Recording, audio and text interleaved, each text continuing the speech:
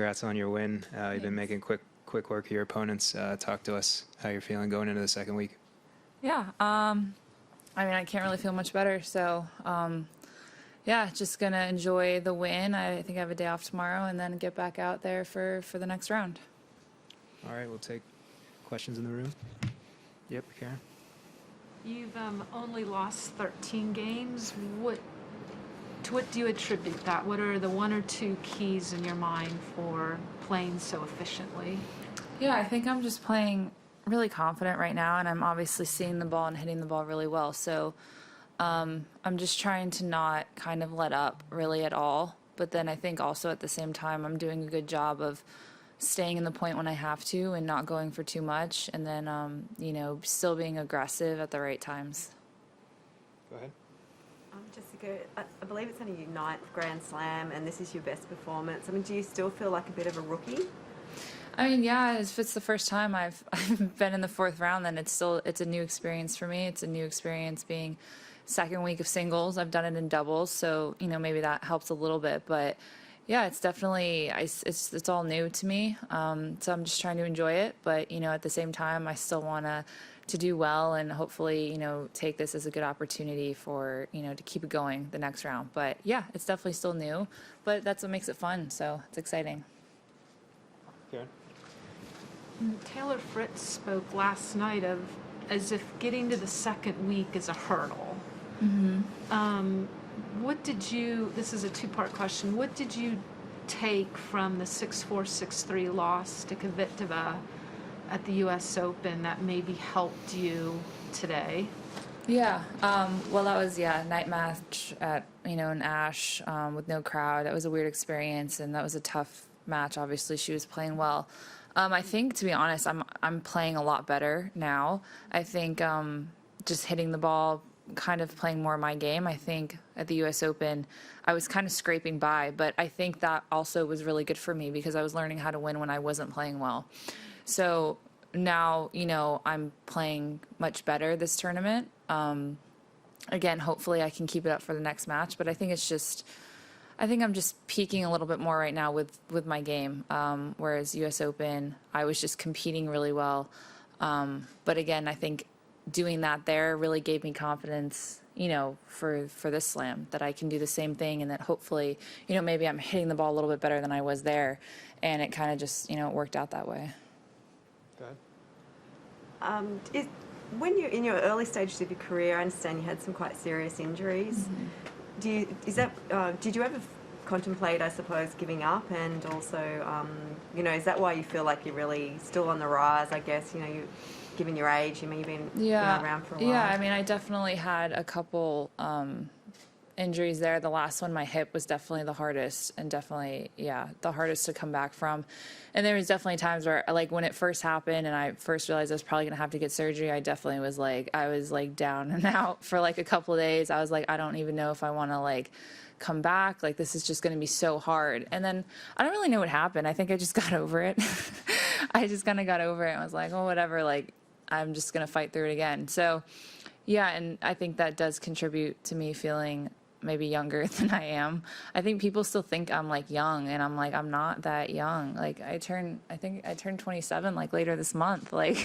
People are always the young American is through, and I'm I'm not that young anymore. But I think because I was out at such pivotal times when I was younger throughout my career, I do feel like I missed, again, these are all new experiences because I kind of missed, or maybe I would have gotten there sooner, but I think it's just the journey and just, trying to get by, I guess. You seem to have a very full life away from tennis as well. I see you've got your skincare line, mm-hmm. and you've got a charity, and does that make it easier, I suppose, to for the journey of tennis if you're sort of keeping busy away from it? To me, it's really helped. I think it was something I did in my off time when I was injured and rehabbing, to kind of look at other things and find other ways, what's after tennis. So I think it did help a lot. It definitely helped, keep my mind on other things when you're kind of grinding through rehab, every day for 3 months. It gets tough. So definitely having something else to focus on was, I think, really helped me mentally, for sure. When you look at the players who are consistently in the second week, what is your sense of it that it is they have figured out how to peak at the majors at the right time, or that it is some sort of mental experience of being mentally able to get through when you aren't feeling your best in the first week? Yeah, I think it's both. I think you obviously want to peak, but again, a Grand Slam's 2 weeks long. So like, I would think the top players probably want to be peaking second week. Obviously with women's tennis, I think the depth is so good right now that sometimes, yeah, figuring out how to scrape by those first weeks is really important when you're not playing well. I think that the best players find ways to win on their worst days. And that's something, everyone is kind of always struggling with. Obviously, like, if you're not seeded, maybe you play a tough seed first round. And there's so many other aspects like, or, okay, maybe it was good I peaked against Azarenka because I needed to win that match. I'm not sure I would have scraped by her, if she was in full form or something like that. So I think there's a lot of different aspects to that, but I think it's both. I think you want to peak when you want to, but at the same time, you have to find out ways to win because you're not going to be playing your best for 2 weeks straight. And if you are, then that's too good. We're going to go online soon here, so last question. I mean, your family's obviously got links to other sports and that. Is there a sense that you kind of really have always wanted to make a name for yourself, or does that drive you at all, or you just love tennis, I suppose? Oh, yeah, I think it's both. I think more when I was younger, it was more like I wanted to make a name for myself. And then I realized, like, as I got older, okay, like, I should, like, kind of embrace, the whole family aspect of it instead. So I actually think I shifted my mindset where it was more like, okay, I want to, like, differentiate myself. I want to be different. I want to, like, break away. But then I think it was almost hurting me in a way because it wasn't going to go away. So I think I learned to embrace that and kind of have fun with it. So I actually think it's helped kind of shifting that mindset. But obviously I still do like to keep things separate at times. And, tennis is like my thing. It's my job. It's my career. And it's very separate. My parents don't really have any say right now in anything I do on the court. So, yeah, it is in that way very separate, but at the same time, I've embraced the whole aspect of my family. All right, we'll go online now. Okay, we'll start with Reem. Your question, please. Hi, Jessica. Hi. Jess, I saw your notes on the length in the previous match. You said high ons after saying go Bills and Sabres. And then today, I think you said, gave a shout out to your sister and Jen Brady. So can you just talk about that? Why ons? And then, She came up to me after I wrote that I missed my dog. She's like, oh, that was so cute. And then she's like, hey, next time, can you write my name? I was like, sure, if I remember to do it. And so she said it to my coach. My coach told me, and then I saw her in the training room when I was getting taped before I went on, and she said it again. And so I had to give her a shout out. But funny story, my sister didn't see what it was, and she thought it said, hi, Dad. So she told my dad. My dad was like really excited, and then he found out it wasn't him, and he got really upset. So hopefully if I win, I gotta give a parent shout out next time. And then, Jen was like, why aren't you writing hi, me and Kelly, my sister? So I won, and I knew she was playing next, so I gave her a shout out, and I gave a shout out to my sister. Okay, Howard, next question, please.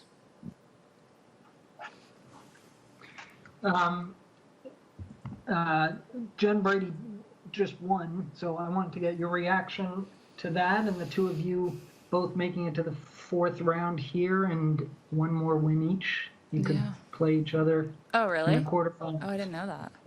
That would be fun. I mean, I hope that's what happens, to be honest. But, I think we're probably just focused on our next match.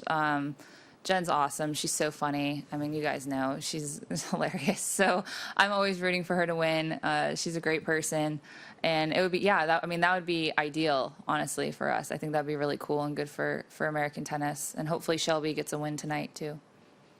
And the other thing, I just wanted to ask your impressions of playing out there at a Grand Slam tournament. You've done it before, but without fans. And if, unlike in New York, here there was a little bit of whiplash sort of going from having fans out there to today not, and what maybe stuck out as Could you hear things you weren't in your earlier matches, not hear certain things? Just what was it like out there today? Yeah, I mean, I was fortunate to play on Margaret Court with fans the first 2 rounds, so that was really, really fun and a first for me. And then, yeah, playing today with no fans, it's obviously, I mean, it's completely different, but at the same time, I think if you're focused and you're just trying to win, that it doesn't make that much of a difference to me. Again, because I'm not really used to playing on a big stadium with tons of fans, like every single match, like maybe some of the top players are. So to me, it wasn't that big of a deal. I mean, I played her last week. We had fans technically, but like no one was really there. So it kind of felt the same as last match to me. And yeah, obviously it's more fun playing with fans, but at the same time, when it happens, you know, you kind of have to figure out ways to win. And yeah, it feels the same, although the stadium looked really cool. So hopefully it would be really fun to play on that court with fans. Okay, Ben, next question, please.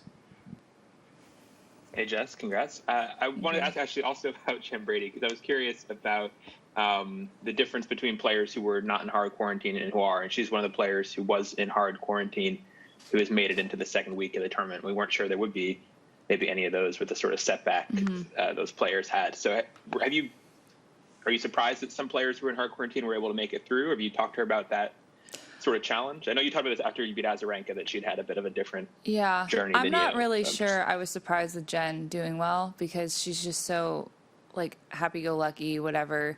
And she said she kind of liked having the 2 weeks to chill because she's been training so much since when she was doing well with Lexington, US Open, Cincinnati, and then she kept playing. So I wasn't really surprised by her doing well. I honestly thought she would. So that's not surprising. I mean, I guess it depends on the person. I think some people you kind of know maybe are going to be kind of carefree with it and play well, and then some maybe it would have hurt. But yeah, it's interesting to see who's done okay and who hasn't. But yeah, I'm not surprised by Jen. Okay, we'll take 2 more questions. Willie, when you're ready. Sunday is Valentine's Day, the holiday most associated with love. How does love connect with tennis? I mean, I guess if you're not losing at love, it would, I guess, I don't know. That's a weird question. I honestly forgot it was Valentine's Day until my fiance just texted me and he was like, "We're going to miss Valentine's Day." And I was like, I honestly didn't even know what day it was if you asked me, like, honestly. Yeah, I don't know. I guess the score relates. I don't really know how to answer that. I'm sorry. Okay, David from the Tennis Channel, last question. Thank you. Hi, Jess. You were one of the players who started really well last year before the lockdown, and when the lockdown ended, you played pretty well to start. As someone who had to deal with long layoffs in the past, did you kind of feel uniquely suited to having to stop and start over and deal with all of those sorts of disappointments? How did you maintain your level through the quarantine and now into this new year? Yeah, I actually was fortunate enough to play World Team Tennis before Lexington, Cincy, and US Open, and that really helped. I love playing on a team atmosphere, and it was the first time for me, and I ended up playing pretty much every match almost the whole season. So that, I think, kept my competitive spirit going. When that finished and I was winning like a lot of matches, even though it's, a different scoring, it gave me a lot of confidence going into, this US swing there. And I think I just did well there and was able to take that confidence here.